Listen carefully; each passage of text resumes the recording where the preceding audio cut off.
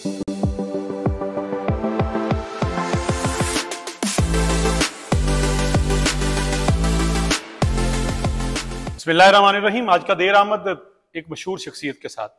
मशहूर इस लिहाज से कि आपको खासकर हमारे पाकिस्तान में जो पाकिस्तान तहरीक इंसाफ के हवाले से जो खबर के मतलाशी होते हैं, जिनको खबर जाननी होती है, वो सबसे पहले अगर किसी का नाम सर्च करते हैं तो वो शब्बीर डार का सर्च करते हैं। वो जानते हैं कि शब्बीर डार उन शख्सियात में से एक हैं जिनकी तकरीबन रोज़ाना इमरान खान साहब से मुलाकात होती है। वो जानते हैं कि हकायक क्या हैं, और आज तक जितनी भी बातें शब्बीर डार साहब ने रिपोर्ट की हैं, एक भी बाउंस बैक नहीं हुई। जो जो कहा है वो सच है, उसको तहरीक इंसाफ भी मानती है और हुकूमत भी मानती है। ये बात तो हम करेंगे ही, लेकिन सबसे पहले बात करेंगे हम अपने और आपके लिए। पीका एक्ट आपको पता है नाफिज हो चुका है। उसके अब समरात कह लें या असरात कह लें, वो नजर आना शुरू हो गए हैं। आज भी पिंडी में एक वाकया हुआ है, बड़ा दिलचस्प है, वो भी जानने की कोशिश करेंगे। चंद दिन पहले भी हुआ था, मुल्क भर में अब उसकी रिपोर्ट्स आनी शुरू हो गई हैं। आज जो वाकया हुआ है उस पर डार साहब अगर आप ही बताएं कि पीका एक्ट किस हद तक नाफिज है, क्योंकि कुछ लोग ये सोच रहे थे कि ये पीका एक्ट सिर्फ सहाफ़ियों के लिए है, कि सहाफ़ी को खबर देगा। जो एक बात बनी हुई है कि वो खबर गलत होगी या सही होगी, मतलब ज्यादातर साहब मुतासर होंगे, यही आम तासर। हुकूमत मुतासर होगी या फौज के खिलाफ सहाफ़ी बोलेंगे तो उनको उठा लिया जाएगा, जो एक तासर है। लेकिन पीका एक्ट सिर्फ सहाफ़ियों के लिए नहीं है, हर उस शख्स के लिए है जो पाकिस्तान के आइन और कानून में है। आज जो हुआ है पहले वो बताएं। जो साहब, रावलपिंडी में एक हफ्ते के अंदर 2 मुकदमा दर्ज हुए हैं। एक शख्स ने कोई पोस्ट की थी अस्करी इदारों के खिलाफ, हुकूमत के खिलाफ, तो चलो वो एक ऑफेंस बनता था और उसके खिलाफ कार्रवाई और गिरफ्तारी भी हुई, वो बंदा जेल चला गया। लेकिन 22 तारीख को एक दूसरा मुकदमा दर्ज हुआ।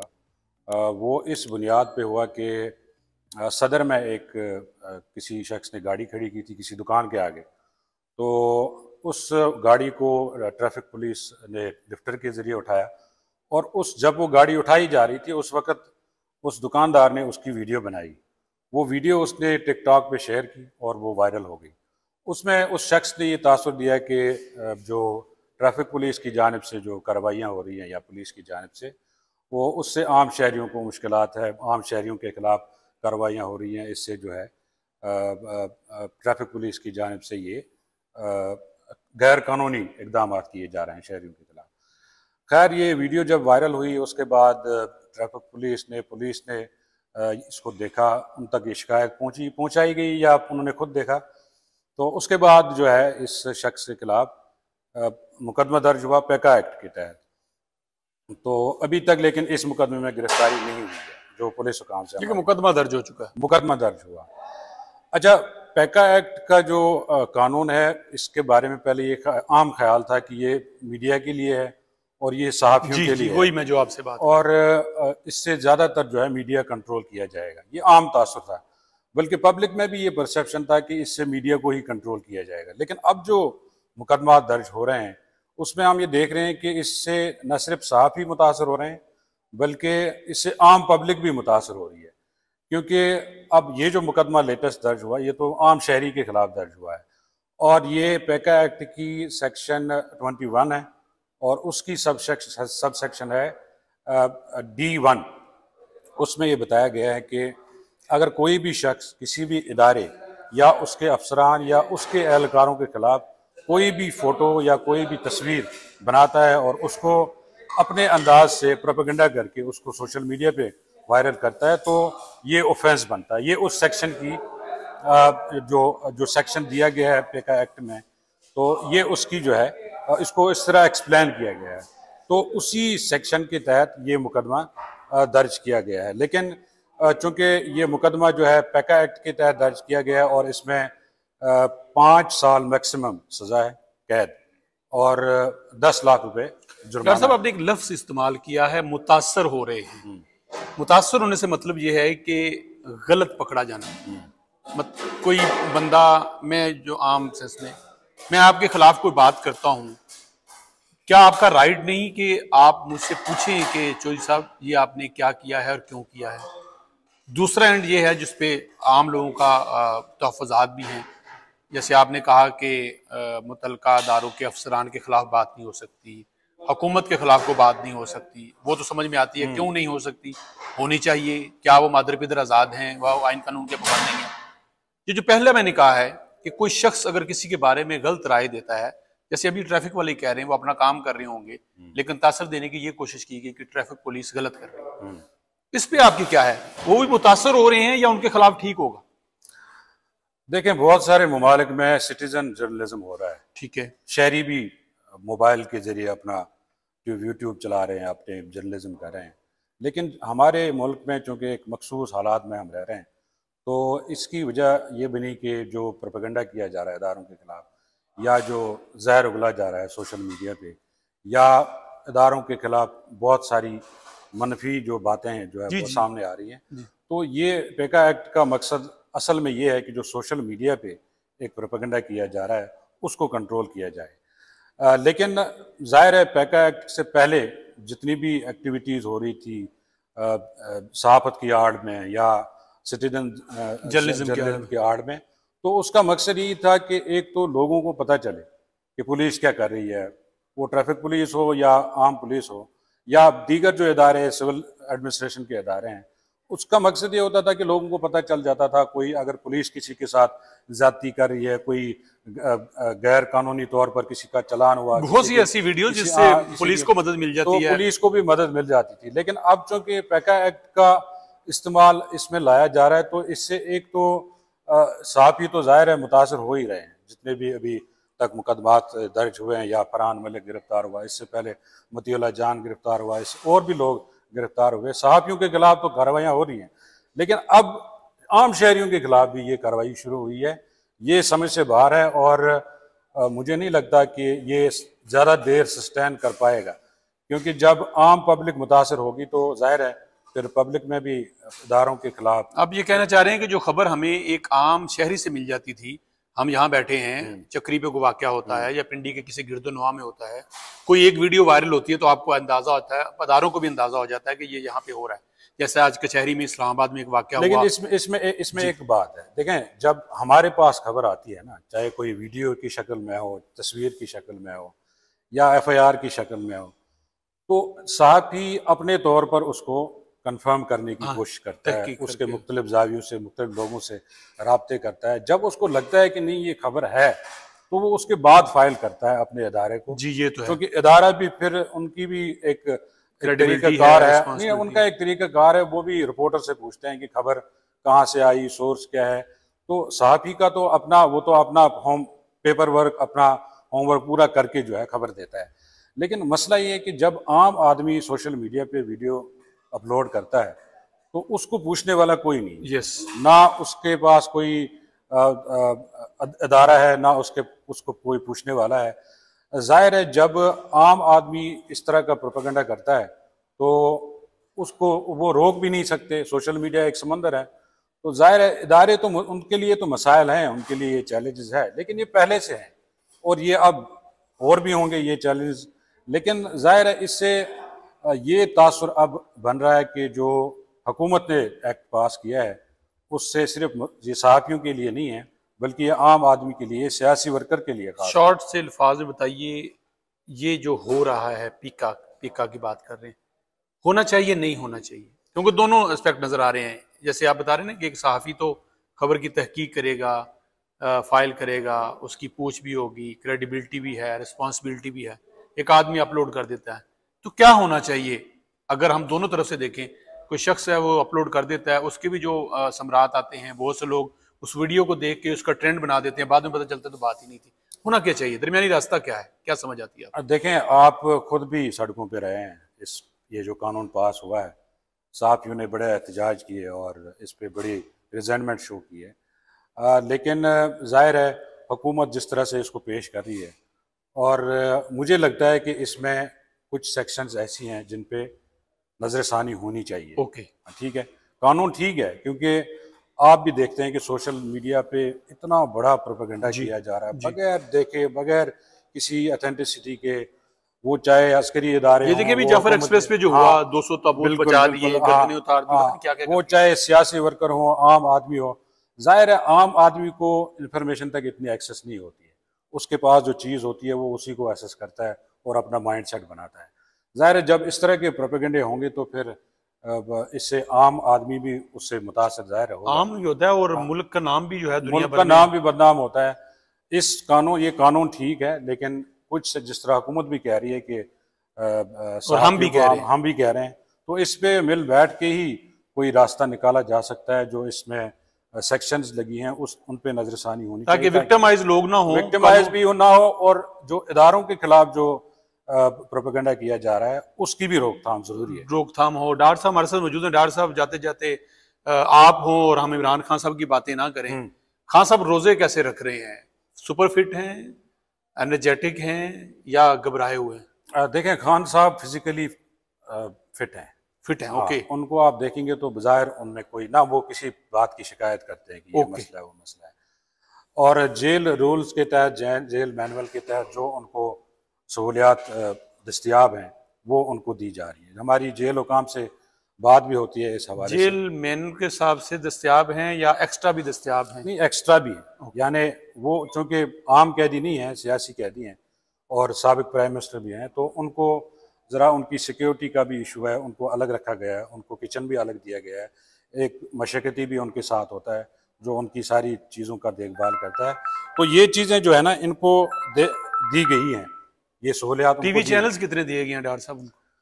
टीवी चैनल्स उनके साथ सिर्फ पीटीवी आता है, सिर्फ पीटीवी आता है। बीच में ये खबरें चली थी कि उनके 16 चैनल्स पता नहीं आ रहे हैं कि नहीं, लेकिन हमारी बात हुई है उनको सिर्फ पीटीवी दिया गया है और अखबार एक जाता है उनके पीटीवी स्पोर्ट्स भी दिया गया है, पीटीवी आ रहा है उनके पास, क्योंकि जो बैच हुआ है चैंपियंस ट्रॉफी का उसके वाले से उन्होंने तब्सरा किया है, तो इसका मतलब पीटीवी स्पोर्ट्स भी। और अखबार कौन कौन सा अगर आपको अगर याद हो? अखबार पहले उनको दी न्यूज़ मिलता था और दी ट्रिब्यून भी मिलता था, डॉन भी मिलता था। ओके, ये तीनों अखबार उनको मिलते थे, लेकिन बाद में खान साहब ने खुद हमें बताया कि नहीं, अब सिर्फ डॉन अखबार मुझे मिलता है। पहले आता था कभी दी न्यूज़ भी, ट्रिब्यून भी, लेकिन अब सिर्फ डॉन अखबार मिलता है। लेकिन जो उनके खिलाफ जो उनसे मुतल्लिक जो प्रोपेगेंडा किया जा रहा था, ख़ास तौर पर उनकी पार्टी की जानिब से भी, कि उनको जो है खाना सही नहीं दिया जा रहा है, सहरीन सही नहीं दी जा रही है, उसकी वजाहत खुद उनकी बहन अलीमा खान ने तरदीद की। उन्होंने कहा कि ये सारी बातें गलत हैं, उनकी सेहत बिल्कुल ठीक है, उनको सारी चीज़ें दी जा रही हैं। हाँ, किताबें और कोई एक और चीज़ उन्होंने जिक्र किया था कि ये अभी दे नहीं रहे, उनको रोकी गई हैं, लेकिन बाकी चीज़ें उनको मिल रही हैं। और खान साहब ने भी मुतअद्दिद बार, मैंने खुद उनको पूछा कि आपको क्या दिया जा रहा है, खाने में क्या दिया जा रहा है, तो उन्होंने कोई शिकायत नहीं की। उन्होंने शिकायती लहजा नहीं था, कोई शिकायत, कभी शिकायत। और खान साहब रोजे अल्हम्दुलिल्लाह पूरे रख रहे हैं। और रोजे वो रखते हैं नहीं रखते ये तो मुझे अच्छा, नहीं पता, ये नहीं होता है ना। अच्छा, ओके ओके।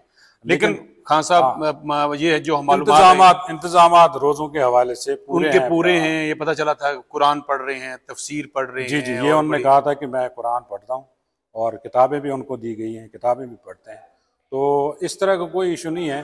दूसरा ये है कि पीटीआई के अंदर सेक्शंस बहुत हैं, डिवीज़न बहुत हैं, और मुख्तलिफ डिवीजन्स जो है ना, इनकी वजह से जो खान साहब के लिए भी मसाइल पैदा हुए हैं। जब ये हम आपस में जब आम जिंदगी में जाते हैं डॉक्टर साहब, तो हमारे बारे में कोई दो बातें करे, चार करे, फिर हमारा कोई मसला हो, वो हल ना हो रहा हो, तो हम इरिटेट हो जाते हैं कि हो क्या रहा है यार, मैं ठीक हूँ, बिल्कुल मुझे प्रॉपर वे भी है, रास्ता नजर भी आता है, लेकिन मैं जा नहीं पा रहा। तो खान साहब के साथ भी कुछ ऐसी सूरत हाल है, तो खान साहब इरिटेट हो रहे हैं, गुस्सा कर रहे हैं कि यार क्या है, मुझे क्यों नहीं रिलीफ हो रहा, क्यों मेरे मुकदमा खत्म नहीं हो रहे, मैं बाहर क्यों नहीं आ रहा। इस तरह की सिचुएशन पैदा होती है। कई मरतबा हमने उनको देखा, बहुत ज्यादा फ्रस्ट्रेट हुए थे, बहुत ज्यादा इरिटेट हुए थे। कई दफा वो नैब वालों से लड़ पड़े कमरा अदालत में, कई दफा वो जज से लड़ पड़े, कई मतलब हमसे भी मतलब वो गुस्सा हो गए।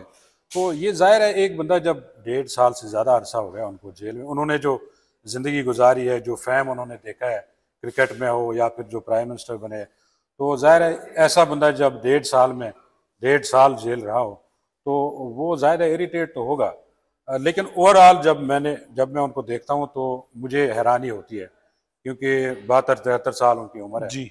वो फिजिकली बहुत, वही मैं यही मुझे बताएं जितनी और बातें उन्होंने मुझे बताया था, एक दिन मैंने बताया था कि पूछा था मैंने, कहा खाने में क्या दे रहे हैं आपको, तो उन्होंने कहा यार मुझे खाने का नहीं, ज़्यादा खाना दें ना दें, मुझे एक्सरसाइज चाहिए होती है, क्योंकि उन दिनों ये मसला बना था कि उनको एक तो एक्सरसाइज मशीन रोकी गई थी और वो डंबल्स रोके गए। वो कहता था मुझे एक्सरसाइज चाहिए होती है, बस मैं खाना इतना ज़्यादा नहीं खाता हूँ।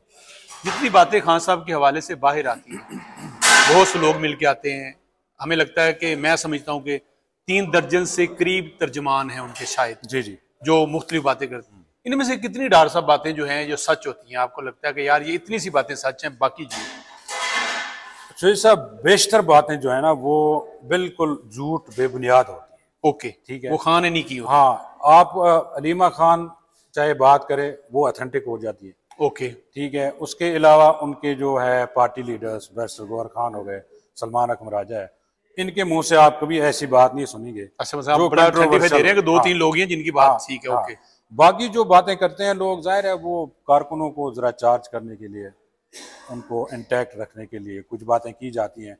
बीच में अभी आपने देखा होगा कि इनका एक चैप्टर बाहर है ना, बैरोन मिल, वो भी बहुत सारी बातें ऐसी करते हैं कि जिनका कोई वजूद ही नहीं होता। डिप्टी स्पीकर है साबिक कासिम सूरी, उन्होंने अभी हाल ही में एक ट्वीट की थी जी कि खान साहब को अडियाला जेल से जीएच को मुंतकिल किया गया और वहाँ पे उनको अलग थलग रखा गया है और जेल में उनको कोई ऐसी चीज़ खिलाई गई है जिससे उनके जहनी दबाव बढ़ गया है। तो ये इस तरह की उन्होंने ट्वीट की थी। तो मैंने अलीमा खान से पूछा था, मैंने कहा भाई आप भी मिलती हैं, हम भी मिलते हैं, ऐसा तो हमें कोई नजर नहीं आता। तो अलीमा खान ने कहा था कि उसको अपना कासिम सूरी को क्या पता है, वो बाहर बैठा हुआ है, वो उसको अब कासिम खान सूरी तक ये बात किसने पहुंचाई? ये यहीं से तो किसी ने पहुंचाई कहीं कि ये हो रहा है। हाँ डॉक्टर साहब, इधर वाकया होता है, इधर कोई बात आती है, उर्दू खान साहब के सोशल मीडिया जो अकाउंट्स हैं फौरन से ये खान साहब की तरफ से कोई ना कोई बयान आ जाता है, ये कैसे है? ये बाहर कोई बहुत साइकी मिलती है खान साहब के दिमाग के साथ किसी इंसान की, या खान साहब की तरफ से मैसेज कन्वे हो जाता है कि ये मेरी तरफ से ट्वीट कर दो, या खान साहब के पास खुद डिवाइस मौजूद है? मैंने 2-3 मरतबा खान साहब से पूछा, मैंने कहा जी आपकी ट्वीट्स होती हैं, आप जो गुफ्तगू करते हैं वो सारी सोशल मीडिया पे आती है, आपके अकाउंट से भी आती है, आपकी पार्टी के अकाउंट से आती है, तो किस तरह ये होता है? पहले तो उन्होंने कहा था कि मैं अपने वकला जो यहाँ आते हैं उनको मैं डिक्टेट करता हूँ कि क्या बताना है, क्या लिखना है, क्या नहीं, तो वो इस तरह होता है।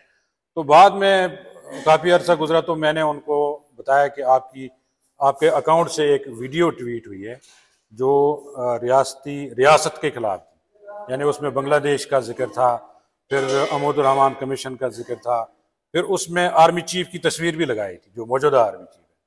तो एक मतलब वो बड़ी वियर्ड सी, हाँ, तो उससे ज़रा मैसेज ना बड़ा खौफनाक मैसेज चला गया।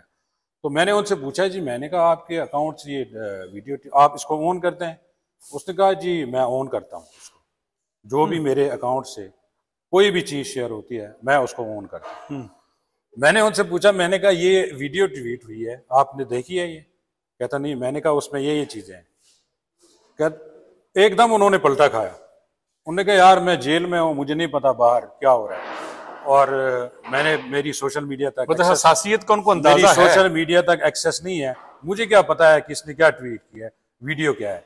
यानी एक तरफ से वो सोशल मीडिया को, जो उनका पार्टी का सोशल मीडिया है, वो उसको ऑन करते हैं जो भी चीज़ वहाँ से शेयर हो, लेकिन जब उनको लगता है कि कोई ऐसी चीज़ शेयर हुई है जिससे मेरे लिए भी मसला होगा, पार्टी के लिए मसला, वो उसको डिसऑन कर देते हैं। इमरान खान साहब की उम्मीद कितनी बाकी रह गई है, कितने पूरे उम्मीद हैं, और आपको क्या लगता है कि ये सिलसिला कितनी देर चलेगा? खां को ज़्यादा देर अंदर रखना मुनासिब है, नहीं मुनासिब? बाहर आएंगे, नहीं आएंगे, क्या कंडीशंस हैं? कोई अंदर की बात अगर बता दें। देखें, खान साहब से अगर आप बात करें ना तो वो बिल्कुल पूरा एतमाद है इस हवाले से। ठीक है, वो कहते हैं मैं ज़्यादा देर जेल में नहीं रहूँगा। ठीक है, किसी न ये वैसे वो पहले महीने में भी कह रहे थे किसी दिन ना किसी दिन मैं बाहर आऊँगा। ठीक है, तो इस हवाले से वो पूरा एतमाद है। लेकिन जो हालात वाक़यात है, जो सिनेरियो है, जो इस वक्त एनवायरनमेंट है, उसमें मुझे नहीं लगता कि अभी 5-6 माह तक, मतलब ये 5-6 माह इसलिए मैं कह रहा हूँ कि मैं इतना ही कह सकता हूँ। उसके बाद क्या होगा, अभी 5-6 माह तक मुझे उनकी रिहाई नज़र नहीं आ रही, क्योंकि अभी जिस केस में उनकी वो सज़ा भी हुई है उसमें भी 5-6 माह लग सकते हैं जब उसकी अपील लगेगी सुनवाई होगी। तो मुझे नहीं लगता, लेकिन उनके पार्टी की जानिब से बहुत कोशिश की गई, मुलाकातें भी हुई, जिसमें अली अमीन गंडापुर साहब सर फहरिस्त है, बैरिस्टर गौहर खान साहब सर फहरिस्त है। उन्होंने बहुत कोशिश की और जब आपको याद होगा 26 नवंबर का जो उनका एहतजाज था, जब उससे 24 या 25 को रात को भी मुलाकात हुई थी बैरिस्टर गौहर और बैरिस्टर साहब की, लेकिन जाहिर है जब बुशरा बीबी पेशावर से चल पड़ी तो फिर किसी के हाथ में कोई कुछ चीज़ नहीं रही। ठीक, लेकिन उसके बाद मेरी बैरिस्टर गौहर खान से बात हुई अडियाला जेल में ही, कमरा आदाब। मैंने कहा जी क्या हुआ? बैरिस्टर गौहर खान ने कहा कि सारी चीज़ें सेटल हो गई थी, यानी हमारे 8-10 लोग जो बड़े जेलों में हैं उनकी रिहाई बात हो गई थी। इवन उन्होंने कहा कि खान साहब की रिहाई भी जनवरी के एंड तक मुमकिन थी। ओके। तो मैंने कहा जी हुआ क्या? उन्होंने कहा कि आपको पता है क्या हुआ है? तो मकसद उनका ये कहना था कि बुशरा बीबी ने जो टेक ओवर किया पूरे एहतजाज को, उसके बाद ना पार्टी लीडर्स के हाथ में बात रही ना कोई। लेकिन जब खान साहब से हमने ये बात की, हमने कहा जी सारी सेटलमेंट हो गई थी, आपको संजानी का भी कहा गया था, बैरिस्टर गौहर ने कहा कि ये चीज़ें सारी सेटलमेंट हो गई थी, लेकिन ज़ाहिर है उनकी अहलियत थी, उन्होंने डिफेंड किया बुशरा बीबी को। तो उन्होंने कहा कि नहीं मुझे पता है कि ये धोखा देते हैं, ये पहले भी उन्होंने ऐसा किया, तो इसलिए जो है बुशरा बीबी ने ठीक किया, उन्होंने जो एक्ट किया उसको एंडोर्स किया।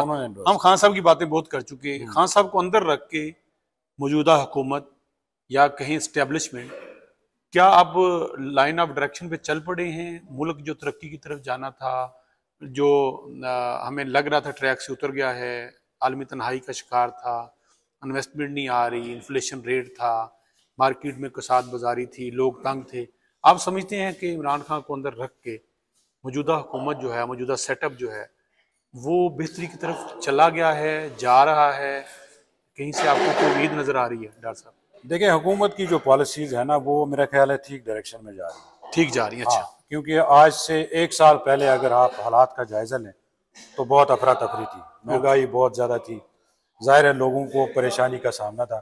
तो अब वो सिचुएशन नहीं है, महंगाई पे भी किसी हद तक कंट्रोल हो गया और IMF से भी मामला ठीक हो गए हैं और बाकी ममालिक जो दोस्त ममालिक है उन्होंने भी हेल्प आउट किया है। तो हुकूमत की डायरेक्शन इस वक्त ठीक लग रही है, बल्कि खान साहब ने खुद इस बात का एतराफ़ किया।